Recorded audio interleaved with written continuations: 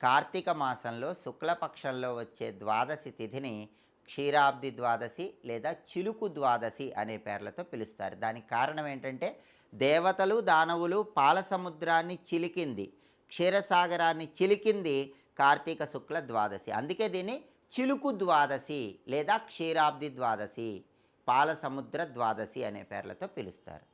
ఈ క్షీరాబ్ది ద్వాదశికి ఉన్న ప్రత్యేకత ఏంటంటే ఉత్తాన ఏకాదశి రోజు యోగ నిద్ర నుంచి మేల్కొన్న శ్రీ మహావిష్ణువు ఈ చిలుకు ద్వాదశి రోజు ముక్కోటి దేవతలతో కలిసి బృందావనానికి వచ్చి తులసి మాతను వివాహం చేసుకున్న రోజు. అందుకే ఈ చిలుకు ద్వాదశి రోజు దేవాలయంలో తులసీ దామోదరుల కళ్యాణాన్ని అందరూ దర్శనం చేసుకోవాలి. కార్తీక మాసంలో విష్ణుమూర్తి దామోదరుడు అనే పేరుతో భక్తులందరినీ అనుగ్రహిస్తాడు.